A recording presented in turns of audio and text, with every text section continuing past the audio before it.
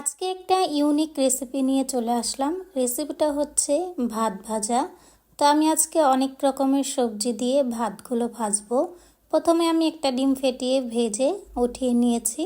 এখন আমি এখানে গাজর, তারপর পেঁয়াজ পাতা, কাঁচামরিচ, পেঁয়াজ, তারপরে কিছুটা ডালডা দিয়ে দিলাম। এরপরে কিছুটা হলুদ আর লবণ দিয়ে একটু ভালো করে হালকা ভেজে নিব।